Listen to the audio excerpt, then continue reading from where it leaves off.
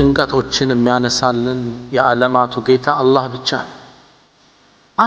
አንድ ግለሰብ መርከብ እየነዳ ወንዝ ያቋርጣል። ሲያቋርጥ መሃል መንገድ ላይ መርከቡ ትሰጥምበታለች።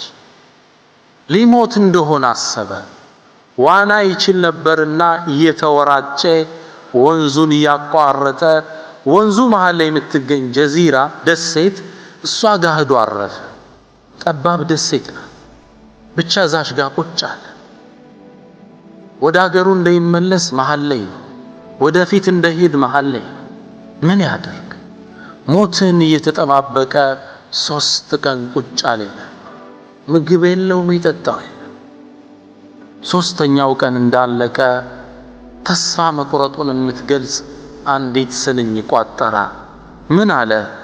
إذا شاب الغراب أتيت أهلي وصار القار كاللبن الحليب.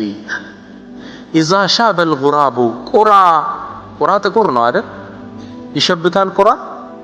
إذا شاب الغراب قرى كوس يشبت أتيت أهلي ودبيت سبي متأو وصار القار ياسبال تجكا كاللبن الحليب. عنده تتنزع ياسبال تجكا وتثمون يجلا قراص نجمون يجلا አይችልም። ምን ማለቱ ነው? በቃ ለመሞት ተስፋ ቆረጠ። ተስፋ የለኝ። የአስፓልት ጭቃ ወተት እንደማይሆነው ሁሉ የኔም መዳ ያለቀለት። ታዲያ እሱን የሚሰማው አላህ አንድ ጥሪ እንዲጠራ አደረገ። አዘነለት። ከላይ ሰማይ ላይ አንድ ተጣሪ ሲጣራ ይህ ግለሰብ ይሰማል። አሰል ከርቡ الذي أمسيت فيه يكون وراءه فرج قريب. من الباتم አሁን ያለህበት ጭንቀት ከበስተጀርባው መልካም ይዞ ሊመጣ ይችላል። አላህ ላይ ተስፋ ትቁረጥ ሚል ሰማ። በዚህ ተጽናንቶ ያለ ከርቀት ሌላ መርከብ ስታይ فلوح لها እጁን እንዲያንቀሳቀሰ መርከቢቱም አየችው። መጡና አንስተው ልክ መርከቧ ላይ እንዳስቀመጡት መርከቡ ላይ አጋጣሚ አንድ ሰው እቺን ስንኝ እያለ ነበር።